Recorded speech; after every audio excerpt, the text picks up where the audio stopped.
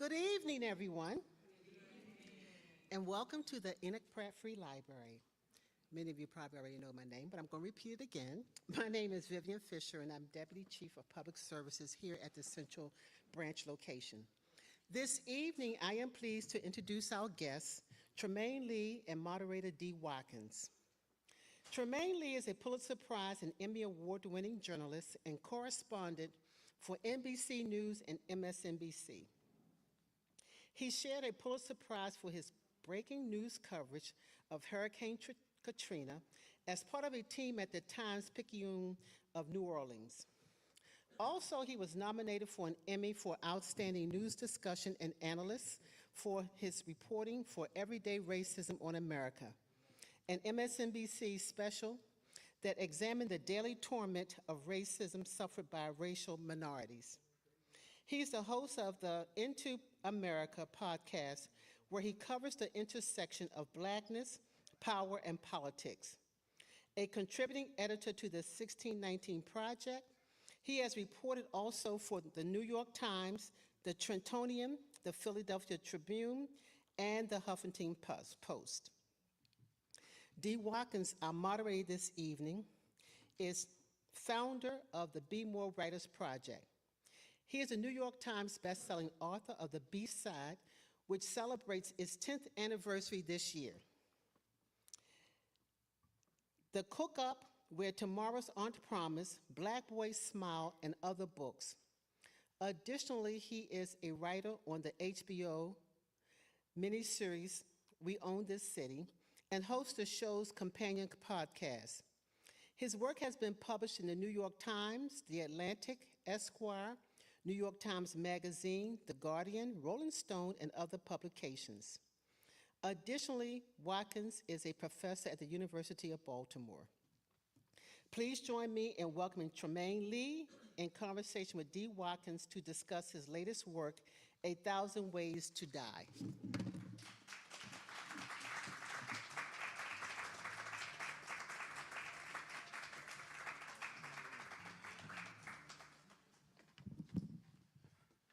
How y'all doing?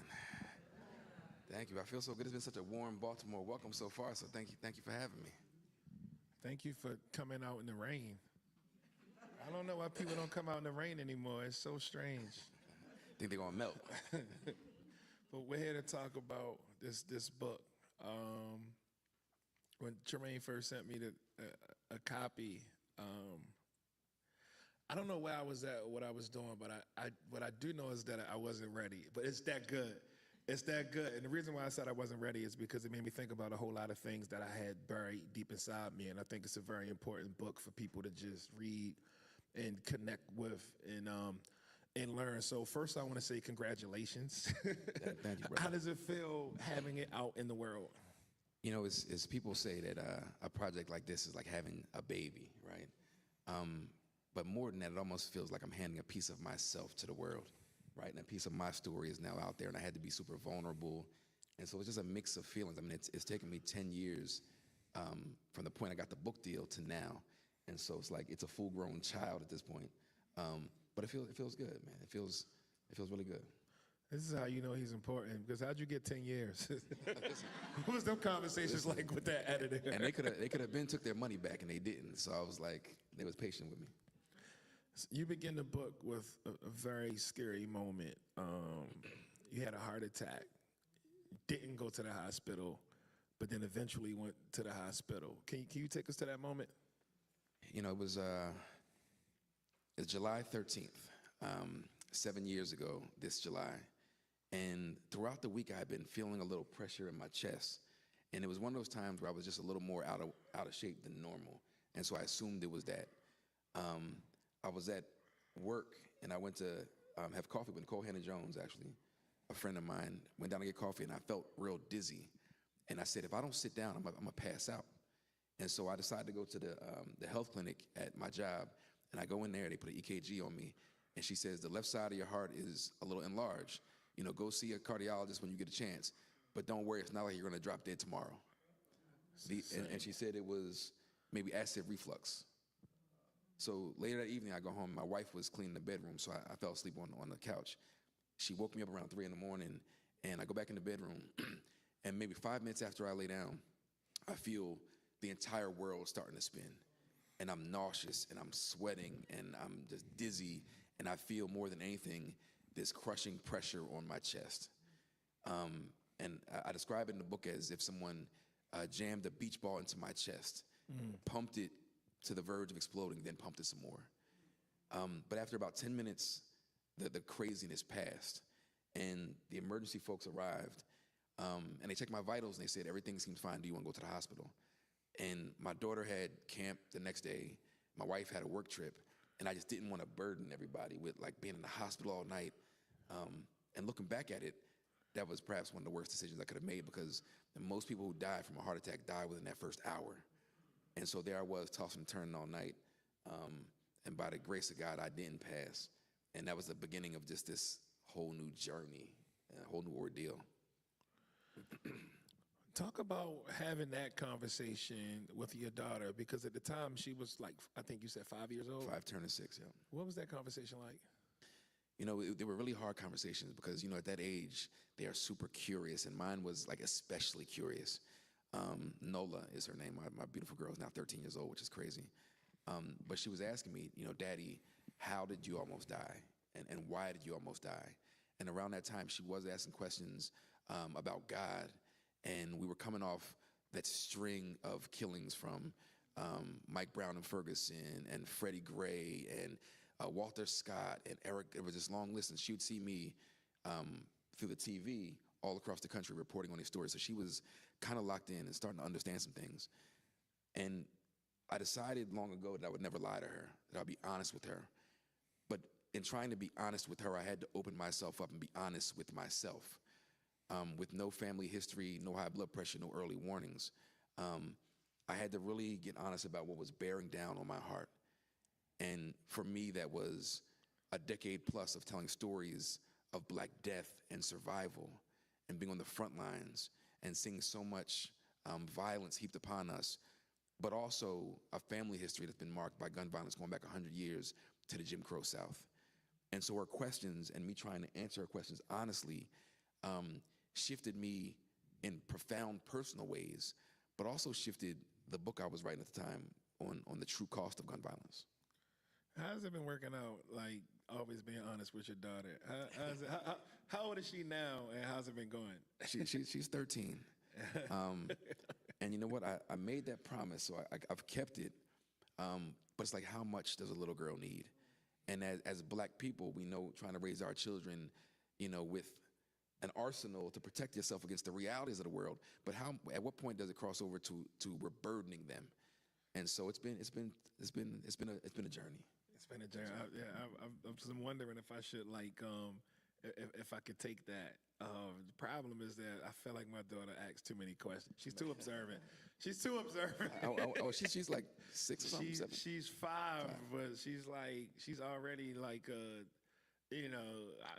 she's very nosy person. She's a reporter, man. She's on it. She's a writer. She's inquisitive. Right? Please stay away from this bit. I don't want her to do anything near art. Yeah. But we'll see. So from there, something else that was very interesting to read about, and it's something that hasn't really been talked about a lot, is this whole idea of the role that guns played in the slave trade. Yeah. So can you just talk about some of your research and some of the things you uncovered?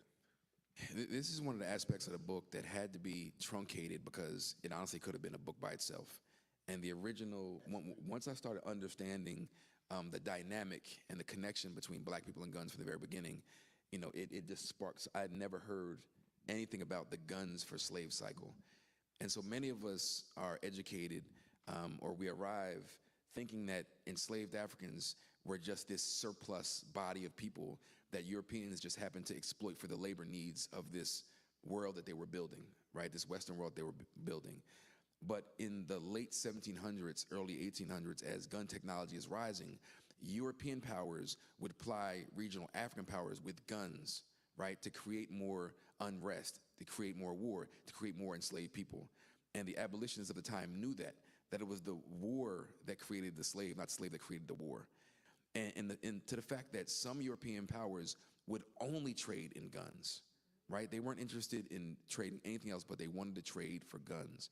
And so as I'm researching to understand how guns have shaped the black experience in America, I had to investigate how guns shaped the experience of Africans before we became Americans. And so this idea that we were forced out of Mother Africa with the muzzle of a flintlock rifle at our backs, and then we're welcomed and introduced to the hell of the New World by more white men with guns. There's this idea that just stuck with me, that there was this psychic residue, right? We talk about how violence has shaped us genetically, this idea of epigenetics and post-traumatic slave disorder. But the idea that there is this devil's deal that African co-conspirators made with these Europeans who, again, would only trade in guns and often trade in guns, that it bound us in some way to the violence that was yet to come. What's some of the things you felt like, or a conversation between you and your editor that you had to leave out of the book in regards to that conversation about the slave trade and guns? Well, it was like the one thing that a lot of these Europeans did really well was keep records. And so as you see the shipment of gunpowder and guns, and there was all that kind of the minutia of the trade that I had never seen before. And it was a lot of that stuff and the abolitionist pushback and all the noise that was being made around the early abolition efforts, as early as, you know, those early days. And it was just too much. And even now, you know, you go back to talking about the violence that we'd experienced through the slave trade and all the revolution and rebellion. A lot of that stuff had to be toned down because we didn't want to skip over the personal integration of my story. Because after the heart attack, you know, it became clear that this story was no longer what it was initially intended to be, which was the true cost of gun violence in this country in terms of actual dollars and the cost that we pay as families and communities. It became so much more my family story as a vehicle. And so the back and forth was, we have to get to your people's story, right? I mean, this is all important stuff. But for me, it was like, you have to situate ourselves always historically so that we understand that there is a broad continuum, like an unbroken chain of experiences, not this separation from the past. But I had to get it down for the sake of the story. So start at the origin, your family stories with guns. Was it a great? Yeah. Was it a great? It was a great uncle. Not great uncle or great uncle? Just a great uncle. Great uncle. So, you know, growing up, I always heard the story of my grandfather's murder in 1976. And we can get into that a little bit later. Over $160 rent in Camden, New Jersey. He would end up being murdered. So I grew up with that weight, knowing about that story from as early as I can remember, hearing the stories of Grandpa Horace. But in investigating and reporting for the book, I started hearing about other killings in my family. And the first one was my great uncle Cornelius. So my great grandparents were tenant farmers in rural Jim Crow, Georgia. And my grandmother was a baby at this time. And as tenant farmers, you know, they worked land that they would never own. And it was around December, end of the year is always settlement time, right? When they would just rip black people off, right? So you're always in this perpetual state of debt. It's where a lot of the violence happened around that time, because there's always this tension between knowing you're getting ripped off by these people and all the hard work trying to feed your family. And so one day, my great uncle Cornelius, 12 years old, was sent off to run errands, and he ended up being shot and killed in a neighboring sundown town called Fitzgerald. And even as someone who lives and exists in the history of our experience here, I always thought that sundown towns were colloquial. I thought it was just something we said, like, this is a rough neighborhood, it's a rough place. If you're black, they'll harm you if you're there too late, so don't be there. But in my research, I found newspaper articles where some newspapers described Fitzgerald as handling the Negro problem the way no other city could. The white men of the community came together, and they were posting signs to come for a vote to keep Negroes, and they said niggers, out of the town, right? Not working, not voting, nothing. And so this is where he is shot and killed. At 12 years old, and I discovered the death certificate, and this was striking to me, man. It was like, it said age 12, cause of death, gunshot wounds. And we think much later about Tamir Rice with a toy gun. We think about so many young people who are shot and killed, especially by the state. But every single day in this country where young people are killed, and it's like the striking mundanity of it all, like it's age 12, caused with gunshot wounds. And that killing sent my family into the waves of the Great Migration, joining millions of other people fleeing the violence of the Jim Crow South for the hope of something better or more, or at least safer in the North. But then that was only the first killing. 30 years later, in 1951, my family had landed in Philly first and then South Jersey, where I ended up being raised. And a state trooper killed my grandmother's second brother, McClinton. And when you read the newspaper headline, it says, "Trooper's gun kills youth." And when you read the story, it sounds just like Ferguson. It sounds just like it sounds like these stories where something just don't sound right about it. And so by that point, and this is where, going to places in the story that I didn't expect, finally understand, like, my great-grandparents had lost 2 sons to murder, right? In the course of just a couple decades. You leave the South and the violence they're in to find more of the same in what is supposed to be the hopeful promised land of the North. But then still 20 years later, my grandfather is murdered in 1976. So my grandparents had this apartment in Camden, and a guy came and left a deposit and disappeared for like 10 weeks. And he came back, wanted his money back, and my grandfather told him, it's non-refundable, so I'll see you in court. And they actually had a court date. He came back and shot and killed my grandfather. And again, I was using contemporaneous accounts, so newspaper accounts. And as a former newspaper reporter, I'm seeing stories that I've written 1,000 times about the details of the last minutes of somebody's life. Yet this is my family. And then so that was 2 years before I was born. And I think about my grandmother, who was the sweetest, most Jesus-loving woman you'd ever met. Rest in peace, Grandma Ida. And that she lost 2 brothers and a husband to murder, and found the strength, courage, whatever it is, to summon a peace that would spread to the rest of my family, even through the toughest times. But then still after that, 20 years later, in 96 in Camden, my stepbrother was murdered. A girl shot him in the back of the head.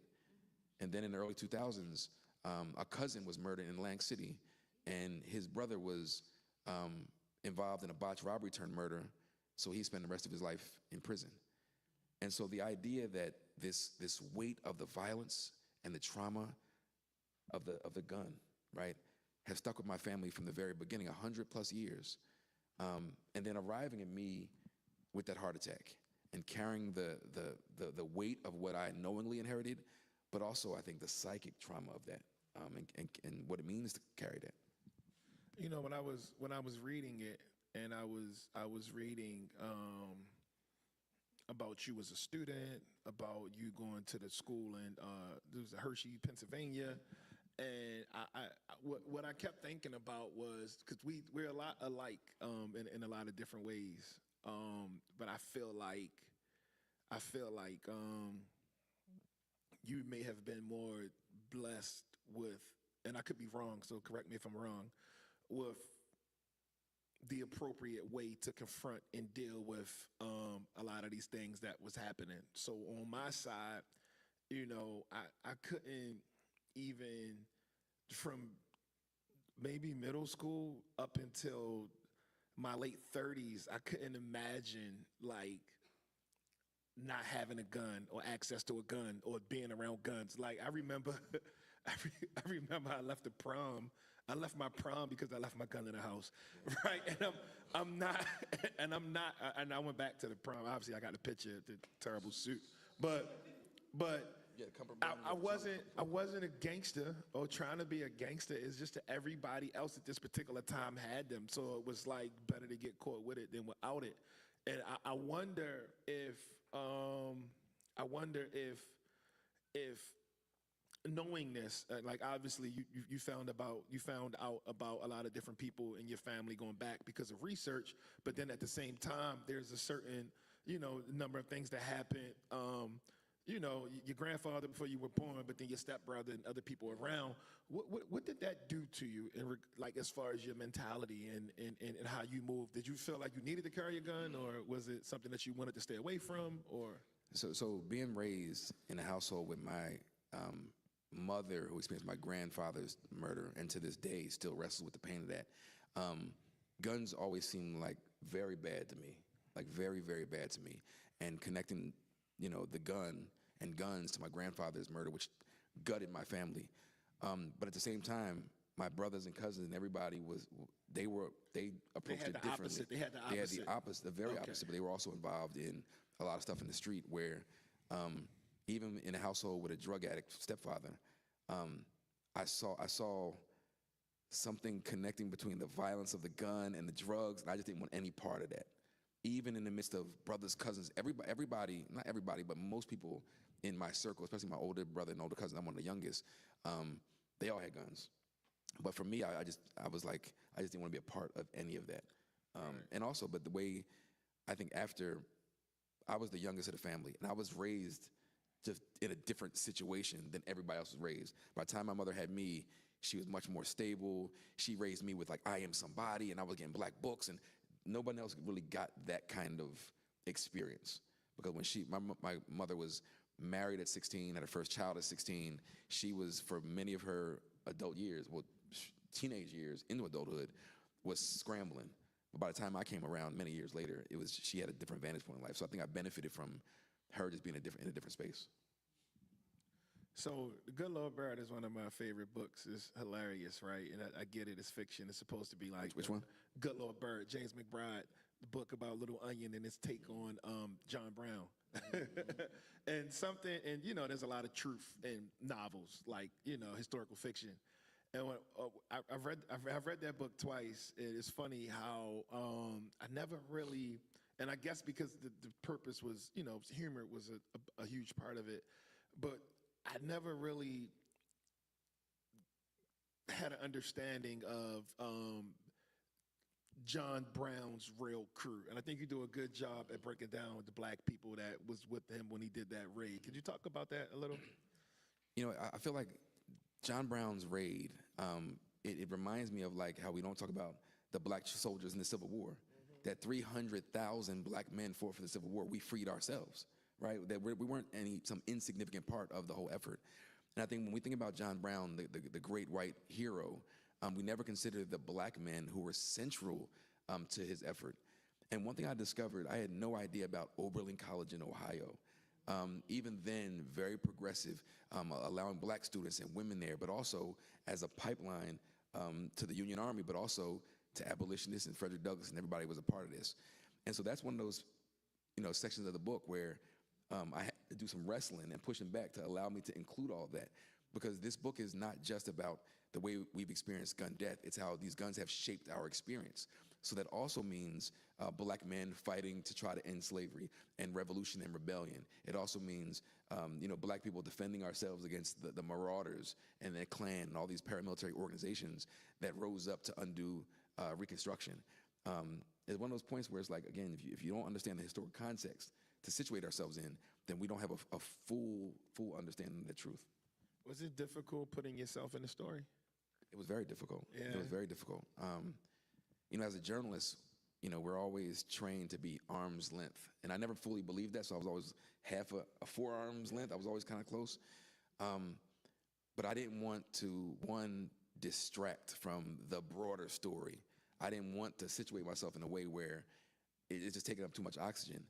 But as difficult as it was, and to be honest, there are stories in here about my family that I've never uttered publicly. And even to this day, I didn't really talk about any of this to my family. My mother knew, but my aunts and uncles and people who show up in this, I'm telling the story of their father and their people. I was a little just concerned. I still am a little concerned about how it'll be received. But there was a point when I decided to be open and honest and vulnerable and the whole Nola thing, and I'm gonna tell the truth. Mm-hmm. I felt there was power in making sure that I am holding the reader's hand and walking the reader through this book, because for many people who already know the work that I do, I just arrive and here's the kind of work that I do. But I also thought it was important to say, well, this is why my worldview is what it is, and this is why I'm so bent on telling our stories the right way. So it's difficult, but by the time I decided to go with it, I was just like, here's all of me. So I go back to childhood, I go back to my experience, I go back to the home I grew up, I go back in a way that I'd never done before and wasn't totally comfortable until then. That experience in being a black journalist can be very different. Like, it's interesting because I wasn't trained in journalism, but I've worked in 3 different newsrooms, and enough funny things happen for me. I can write a whole comedy about being black in the newsroom. Hey, D, a guy just was arrested for running a dogfighting ring. You want to do a personal essay about back when you fought dogs? I never fought dogs. I mean, I'm allergic to dogs. I don't even like. What are you talking about? You know what I'm saying? Like you always end up in these. You end up in these. I mean, well, from my experience, it was almost like, oh yeah, we're gonna send him to do that. And I thought about you wrote about a reporter who she covered two of the murders that happened in your family, and and they do it in a way where they kind of are disconnected. You know what I'm saying? It's they don't really have the context of the community that they're covering and the people and what they're going through, and it's just blank, blank, blank. Did the way she covered those stories have any impact on how you have written about some of the things that you covered, or? I mean, fortunately, I feel like I was kind of mission driven from the beginning, so I always wanted to treat our people humanely, right? I always had, that was part of the reason why I was doing what I was doing. But it reminded me of just how routinely, these stories are mishandled in the newsroom. And I can recall an editor, and I write in the book about, it was like two teenagers were shot, one was killed, and the editor told me, no need to cover it, this is garden variety. And this is before we have any facts, any details. Just because it was in a particular space, a particular neighborhood, it was already so routine that it didn't deserve ink. And then looking at the details and the matter-of-fact way in which the woman covered my grandfather's murder, and then 20 years later, my stepbrother's murder. And it's just a reminder that they're not even shocked. There's no empathy. And it's not by, I don't always think, any fault. We just exist in such different universes that they don't care. And also sometimes, people have been programmed to not see us as fully human or full citizens at least. And so it didn't shape it, it's just a reminder. But as you mentioned, like the funniness of the newsroom, and it's like the plantation system still. Mm-hmm. And the idea is that we have to go into the big house and ask them permission to cover what's happening in the back corner of the plantation.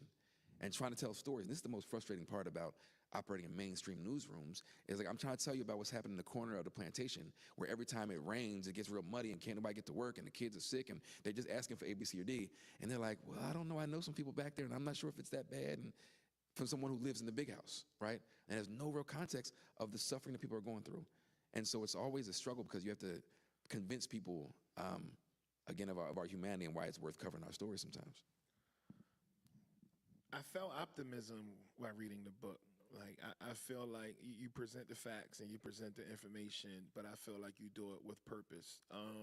How do you remain optimistic? Yeah. I don't know if it's optimism, I feel, even though I kind of am, because I think there is such. Maybe I'm just dark. You're like, man, I saw something bright there. No, I mean, I think optimism. Don't take that from me. No, I think optimism is probably the right word. I think in the book there is, and there is heft to this book. There's a lot to move through, but I think what makes me optimistic and hopeful is that while we're holding the precarity of life in one hand and the fragility of life in one hand, it's because there is a preciousness and a love and a joy for us in the other. And we are the only peoples on the face of the planet that could have survived what we've survived in this country. And there is so much brilliance, and that's why there's just so much loss, and that's why it's so frustrating, especially with our young people that aren't given an opportunity to move, not just because of the violence of the trigger and the bullet, but the systemic violence that's requisite before we even get to that point. And so I think the great hope is, if we're able to shine light into the darkest spaces, and we're able to name the violence of lack of access to water and air and quality health care, all those things, then maybe we can start chipping away at the edges of the machine. And then maybe we can start pulling off some of the cogs and levers. Maybe we can start making some progress. But I think it's also important that we don't, because this is what happens in the gap of the truth. People will fill it for us, and as if there's something deficient in us. And there ain't nothing wrong with us, right? If we want to understand what's wrong with us, let's look at the machinery built around us. And so the idea that we are aware of that and becoming more aware of that, that does give me hope. It does. A lot of people have written about this, and a lot of people talked about the way we look at police violence and how it changed. Some would say after the George Floyd bubble exploded, it was a time where viral police murders were on the internet. They were being played over and over again, heavily circulated. And since then, we saw Twitter die. um, which was a vehicle for spreading a lot of this stuff. Excuse my language. Facebook is a shit show. I don't even know what it is. And now, a lot of these things are still happening, but we're not talking or writing about them in the same way. What happens next? What is the next conversation in dealing with police violence or talking about combating violence in general? You know what's crazy is from 2012 up to George Floyd, we were covering this stuff relentlessly, or at least you would see the coverage relentlessly. And what's amazing, as you mentioned, the decline of all of these platforms, the takeover, we should say, of these platforms like X by Elon Musk. In the last 3 years, and I don't know about 2024, but I know 2022 and 2023, we actually set records for the number of people police have killed in this country. Mm-hmm. We're still setting records, and you don't hear a peep about it because we're still at the whims of, and I'm part of I've been participant in mainstream media. We're still at the whims of media and what they care about. And so it's been much more pressing and lucrative to cover the political chaos than the violence that we experience at the state, at the hands of the state every single day. But the suffering hasn't gone away. The realities that we were all, uncovering during the George Floyd protests and all that magnanimity that everybody was feeling, and this cross cultural movement that we'd never seen. We're back to the baseline. And not only that, all these tech leaders and all these business leaders who made so many promises, not just retreated, but they took the great opportunity to get back to the default and baseline. And now they're the White House kissing the ring. And so, it's unfortunate, but it's par for our experience here. Is it us taking control of media? Is that the thing? Do we figure out how to disconnect from mainstream? Because it seems like a lot of people have power in building their own platforms. Now, what they're doing with those platforms is right. a different conversation. But is it a reality where we take control of the stories we want told? Do we have the power to make them go viral and get to the people who we want them to go to? I think that's the operative idea there is like, who do you want consuming this? Because if we take over certain media or develop our own, we know who's going to participate. It's going to be black people. We're going to need people outside of our community, right, to be tapping in. But not unlike black businesses, when white folks walk by, often they're going to look in and say, "Oh, it ain't for me," and keep moving. And so if we should certainly own more media. And I started at the Black Press, the Philadelphia Tribune. We have a proud legacy to making sure that our people are informed. But I think we need to be in all places at all times. But we need good faith partners in that, and the media isn't always good faith partners. In cities like Baltimore and Chicago, we're going through historic drops in violent crime. The murder rate in Baltimore is the lowest it's been since Dr. King was Dr. King was eating ribs. You know what I'm saying? Like it's been going down, and that hasn't been a big part of the conversation. The president feels different. I don't know where he gets his information from, but it's opposite of what is actually happening. And I have a theory that I'm actually writing about, but I could be wrong. I would like to know what you think about it. I think the murder rate is going down because I think all of the people who would potentially shoot someone, I think they're all on their phones. I think they're on TikTok. You might be on to something, man. They do dances and stuff. Because people they don't drink as much alcohol. Yep. People are they're not making love as much. Clearly everything that your mom told you not to do is going down across the board. And I wonder if technology and our addiction to technology, I have a friend that was supposed to go to rehab, and it wasn't the drugs. He just couldn't be away from his phone for 2 weeks. That's terrible. But he's clean. He's clean. He had to choose, the drugs or your phone. So I wonder if you have a theory on that, on the decline in violent crimes that's happening across America. Well, I think that's probably the best theory that I've ever heard. Thank you. Nobel Prize loading. I think so. Because young people aren't putting themselves in positions where all the reckless stuff happens. And so there's less teenage pregnancy because they're not engaging with each other on their phones. There's less drinking and driving because they're not out at the restaurants getting drunk. They're not in these public spaces. And so I think that's a good one. But I think what's unfortunate is, even in the midst of these great declines that we should be studying and seeing what's happening in cities and speaking to the broad impact, lest we forget the president's own words a week or two ago, where he said it doesn't matter, when he's talking about the threat of occupying Chicago and Baltimore, and he said it doesn't matter 5 years, 10 years, 2 years, these people are born to be criminals. And so without the boogeyman of the black man, and young black men in particular, with this inherent violence, where would they be? And where would the gun industry be that relies on the fear? Where would the budgets go for the police if they can't bring us to heel, right? And so that's the other side of this, is like they need us to be the scary, bad folks who care so little about themselves and the community that we're willing to murder ourselves. They need it. So this conservative guy, Chris Charlie, whatever his name is, the guy who got shot on video, he gets shot on video, and the governor says he wish it was an immigrant. That's insane. Yeah, that is insane. That is insane. It's like an insane. He said, unfortunately, it was one of ours. He said something to that.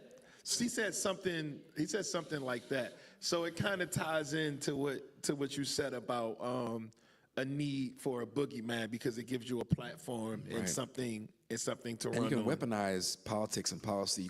If you have a boogeyman, you can always weaponize it. Right now, you can aim all this energy and violence towards something.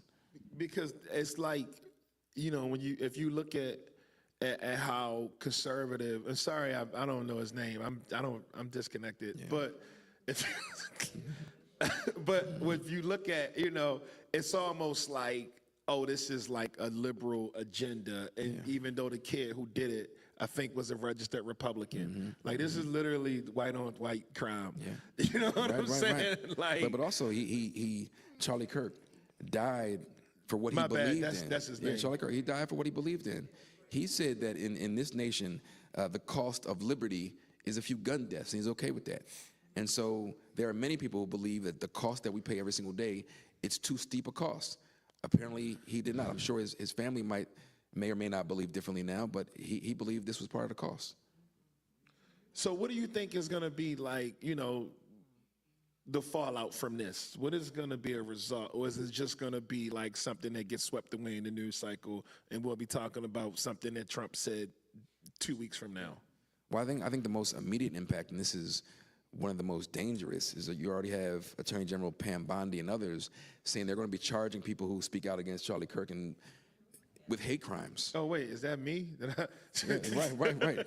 No, sir. They're talking about using that to charge people with hate crimes. So even as abhorrent as his speech was, it still fell under the freedom of speech. But now that the president doubled down on that, and so I think this is an opportunity for them to go after and attack their political enemies.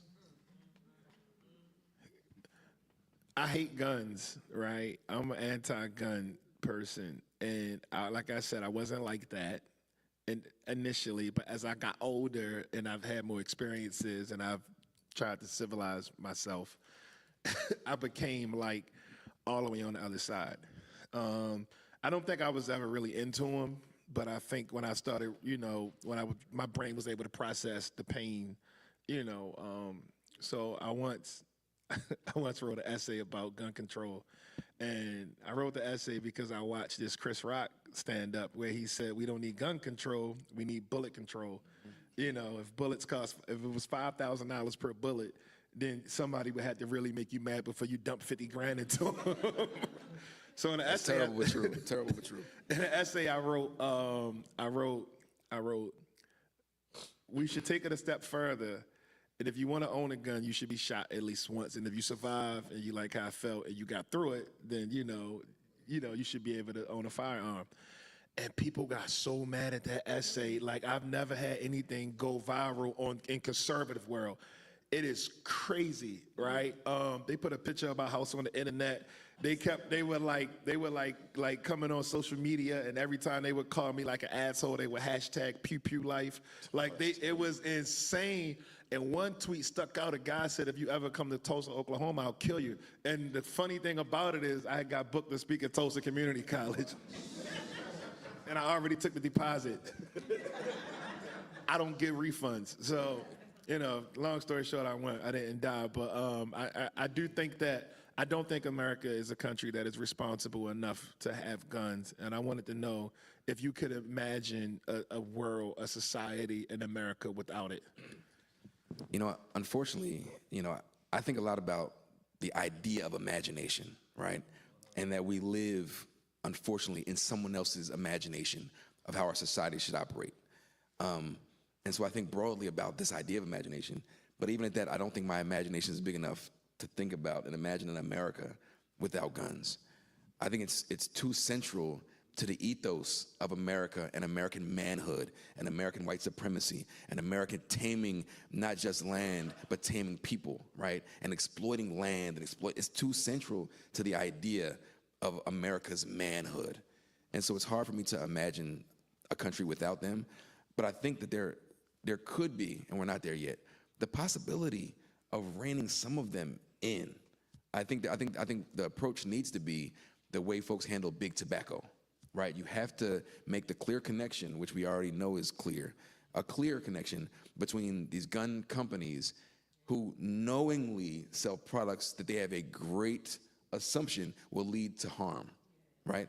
And so I think there's a possibility because there's a framework, but I think guns are too central to the American ethos to be without. So this is the time where we open it up to the brilliant people in the audience. The book is excellent. Congratulations. Thank you, brother. Appreciate you. I'm happy that I read it. It was good. It's really great work. Thank you. Great work. Thank you.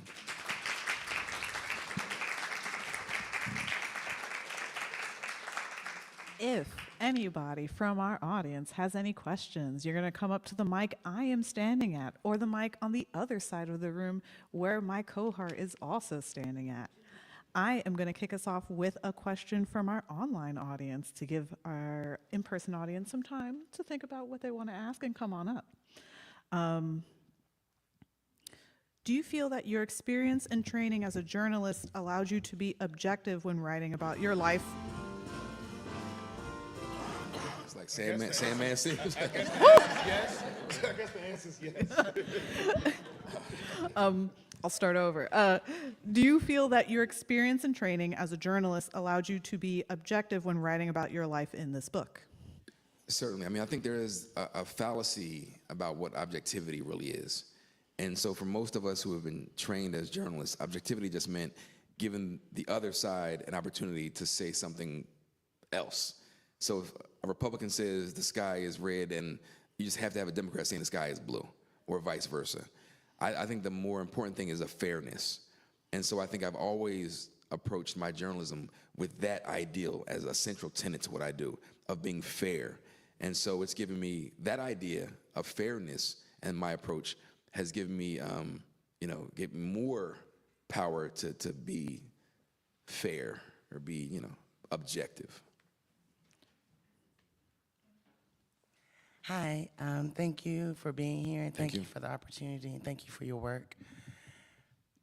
I have so much in my mind around this conversation. I grew up in Washington, D.C. area. My brother was murdered in 1988, and so many people were murdered in my life. Like you, all the way down the line. I grew up semi-middle class, private school, church every day, all of that, and that's how we were raised. And understanding some of the trauma which have led us to where we are, I think about the mindset where we are, where we don't share. Not only does the media not share, I think we are, I know as a woman, a Black woman, I think about my mom, who I never saw shed one tear, myself, guilty of not talking about it very often, or talking about the tremendous number of people we have lost in our lives, with the mindset of it being strong, being able to move forward, and being able to handle all that we experience. How do we address that and change that mindset? And as a woman, how do we support Black men as they deal? And our way of dealing is either avoiding moving forward and being strong and wearing that cloak of we're stronger than that. That's a great question. And I think that is central to why we keep experiencing it the way that we do, because we are carrying this weight that is too heavy for us, and it's poisonous and it's toxic, right? And it has sharp edges, and we're trying to hold this thing that is cutting us, but we don't have the language, right, to name the thing, right? And it's become so routine that, you know, we find these ways to cope that are so unhealthy. And all of us are walking around so tight and coiled up because there's the weight of the death that we're carrying, but then there's also the issue with the rent, and then there's these white folks treating us a certain way, and then there's the police, and then there's all these things that are compounding. And I think the first step for us as black men, before we even have the help of black women, I think we have to be able to be vulnerable enough with each other and be open and honest with each other and feel that we're safe enough, because we know vulnerability can be a chink in the armor for us. But we have to at least be able to have spaces for each other in our friendships, that it's okay to come to each other. I know at my age of 46, turning 47, you know, me and all my homeboys are just at the point now. Some of us, we've always been like this. But now as grown men, we're like, man, we all going through the same thing. Because then there's also the weight of family. And that pressure, no one understands the pressure that a man has, knowing that if we tumble, the whole family goes, right? And that's added on top of everything else. But we also need like the tools to address it. You know, for me, it wasn't until my heart attack that I found healthy ways to cope with the stress. As a young man, a young reporter, I was just drinking a lot and hanging out. And when I was single, I was doing all kinds of dating and shaking and baking, but never turning that energy towards addressing what was really keeping me up at night, because I couldn't sleep. And so I was taking over-the-counter medication, or I was doing all kind of stuff to sleep. But I was seeing the faces of the kids I was covering and the stories, and it was just, but naming it, finding healthy ways to address it. I got into mindfulness and meditation, where if ever I'm feeling a kind of way, immediately breaking it down, immediately breathing, right? Like as I'm feeling that thing, but also recognizing those signs of that stress. Are you not sleeping? Are you snappy? Do you have that stomach ache, right? And I think it starts from there, but it's like we can't continue to carry the weight and be ashamed to acknowledge the hurt, because there's so many of us that are carrying it. So I think that's like the first steps. Okay, so your book is 1,000 Ways to Die. So what was one of the ways that, I guess in the black community, we don't really consider that we can die, that you discovered? The sleeplessness, the way that all of this violence manifests in us physically. I think that's the part that I don't think we consider, that when we're not hydrating and we're not processing, you know, we're not eating healthy foods, right?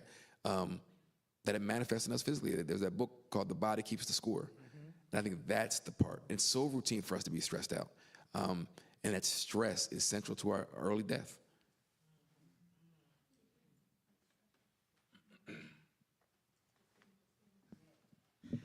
I know my limitations. Good evening.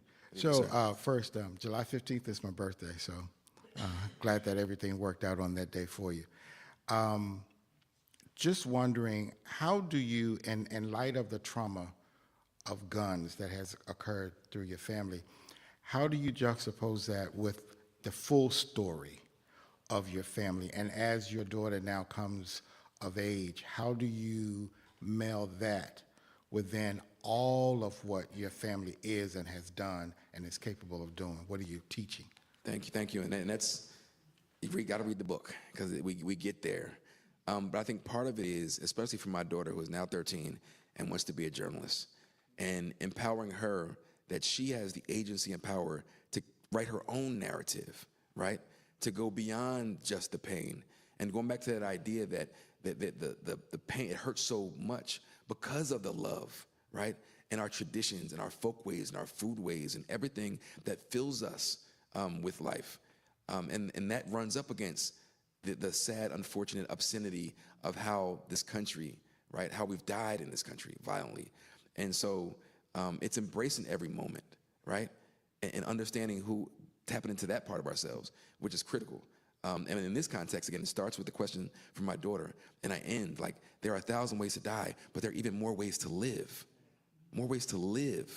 and so I think that's all I got, you know, that we have to own this.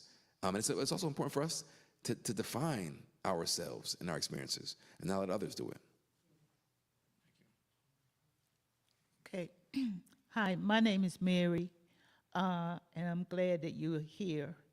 Listening to you tell stories about people in your family brings me to, I'm doing genealogy work for my family, checking backgrounds. And so one of the stories I had, my grandmother, I lived with in my younger years, and she was not a very affectionate person. That's what I thought. That's how I felt. And in talking to my uncles, because you hit a nerve when you said about the sharecroppers and them cheating the people out of their money at the end of the year when it was time to ante up. It really hit a nerve for me because in the last year or two, I've been talking to my uncles about my grandmother and grandfather and my family. And so the question was why she wasn't, in my word, affectionate. I just never understood that. I knew she loved everybody in the family, but I didn't understand why she wasn't huggy-feely kind of person. And so what I found out was, well, I knew my grandfather couldn't read or write. My grandmother could. And because she did, she kept records. She kept records of the crops, what was coming in, what was going out. So at the end of the year when they had to ante up, and the guy would say, well, you know, you guys didn't make anything this year. She was like, oh yeah, we made something because here it is right here. And so what I learned from that was she was so busy trying to keep the family together and keep things really running because my aunts and uncles in that neighborhood did well considering the people around them. And they did because of my grandmother working really hard, working all during the day, fixing meals for the family and trying to keep us together, you know, with food on the table and a place to, you know, to live and dress nice for that neighborhood of people. You know, so I'm just saying this because when you brought that up, it just really hit a nerve with me that I say, yes, that's what I found out. That's what I found out. So I guess I'm saying that to say, especially with the younger people, talk to people in your family. You know, get stories from them so you can find out why things happen the way they did, because maybe you don't understand why they went why it went the way it did. So it's important that you talk to them and get them to tell you those stories and to share them. And if you can, write them down. So I thank you for being here. That's all I had to say. No, thank you, Brenda. Sorry. I will say that to that point, I think that is very important in how we understand our experience here in this country. There's this idea that I think about all the time of dispossession, right? A violent economic dispossession, that every time we got a few steps forward, it was yanked back. Sometimes, you know, legally, sometimes by vigilantes. The fall of Reconstruction in the Jim Crow, story after story of black folks getting ahead and having it snatched away. But what does it mean for generations of us to experience that kind of dispossession? And because there's such a violence that they're willing to deploy on us, how do we respond? We've never been able to fully respond because of the violence that it takes to maintain this. And that's why people end up being silent, because what do you do, right? Despite the fact that they've painted us as the most violent, we're dealing with the most violent people who've ever walked the face of the planet, right? And will murder you and will cage you, right? And so how do we, and that's part of our trauma and part of our stress, and that we experience and carry on. And the unfairness of it all. I wonder why you bristly, wonder why you ain't touchy-feely, because every time you were taught that this is America, and then every turn you realize and learn the truth about America, especially the younger generations. And so I hope younger folks understand that this pathway has been pocked, right, and there are pitfalls, and that the system it's been rigged so we can maybe make other decisions, because some of this is in our control. There is some agency. Anyway, that was a statement to your statement. So we have time for 2 more questions, and we're going to take one on the other side of the room, and then we'll end with an online audience question. So take it away. Good evening. Good evening, sir. God is good.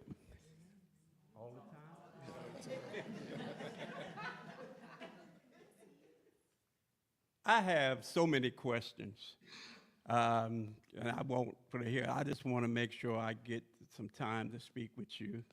We have so much in common you wouldn't believe. I guess I'm about 35, maybe 40 years, somewhere in that area, older than you. But your book, I've already listened to it. And there's so much there, so much there. I'm not a writer or journalist. I'm a facilitator. And from a facilitator standpoint, I wrote a book.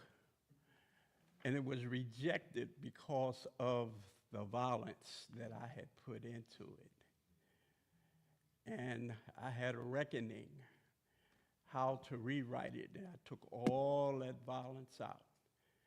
And now I'm on a mission, and I got a gift for you. And I just wanted to share that with you to make sure I get with you, before the evening is over. Thank you, sir. I really appreciate that. Thank you. Thank you. And thank you for already listening to it. I appreciate that, too. It's so wild that the story is actually out there and people are actually consuming it now. It's just like, it took so long to create it, and now it's like, I don't know what thank your you. editor is, man. How you get that 10 years? They be on my neck. Right. They be on my neck. It was supposed to be done in a year. And then I had the heart attack, and I didn't touch the book for about a year and a half, 2 years. I said, because part of it is 2 weeks before I had the heart attack, I delivered 90,000 words. And I had been like neck deep in all the story. I was in Chicago, and I was everywhere. And it just, anyway, so I ain't touch it, and they were still cool with it. Thank goodness. Our last question is from our online audience, which is, you share some incredibly painful and intimate stories. Was there one moment, one person, or one conversation that stayed with you in a way that changed you, not just as a journalist, but as a person? You know what, this is probably the first time, and D has been so, the way our conversation has been, it's the first time that I didn't almost cry. And I've been going to city to city. So you kept it cool. Normally when I start talking about my grandfather, it's one of those stories where every time I think about it, I have this family portrait that's in the book. And it's my family before he was killed. And it was like the last time my family was whole. And I see my mother, everybody had afros, and my uncle had the Vietnam War. They had their their uniforms on, everybody looked so good. And there was my handsome grandfather and my grandmother, and my mother is sitting there. And talking to my mother and my family about what his loss meant. And the fact that I didn't get a chance to meet my grandfather, put my arms around my grandfather, get words of advice from my grandfather, that was one of the most painful, because it was the first time, again, I grew up knowing that he'd been killed. And I grew up knowing the absence, but I never had a ache from it, if that makes sense, until writing this book and sitting in what it has meant that was taken from me. There's a moment in the book where a year before the pandemic, I live in Brooklyn, but we bought a house up in the woods, like upstate New York. And so I like to go fishing. I grew up fishing when I was young, and then part of my healing, finding peace, is to go fishing. And so my wife's grandfather, Pops, who's 95 or 96, just started slowing down now. He literally just started slowing down. But he comes up every summer, we go fishing, and he's telling me about all the little tricks, and it was a great day. And that evening, I was drinking some bourbon and sitting back thinking about how great the day was, and I broke down sobbing like a baby because I never got to do that with my grandfather. And it's like, that's what the loss is.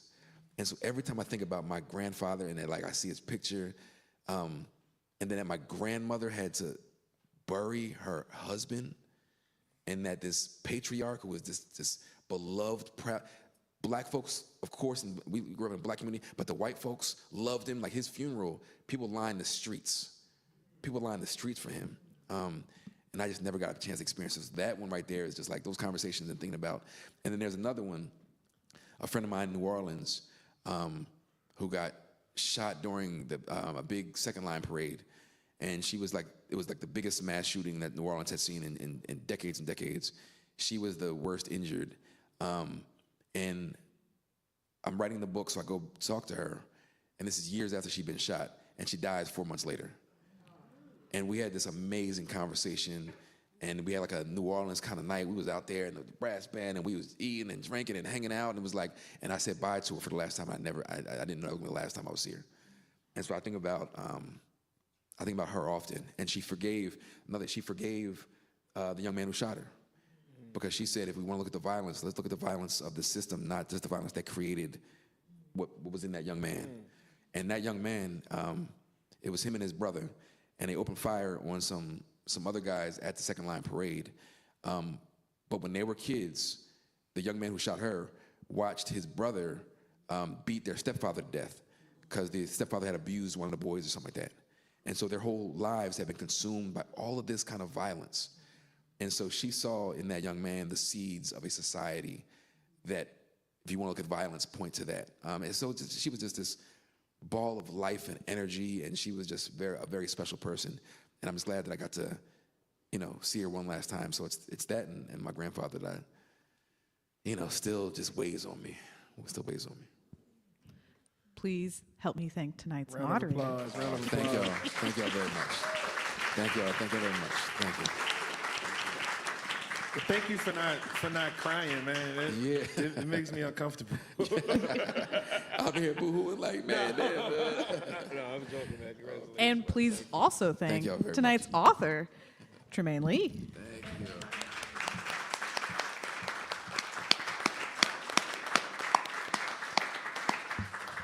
And so now, the Ivy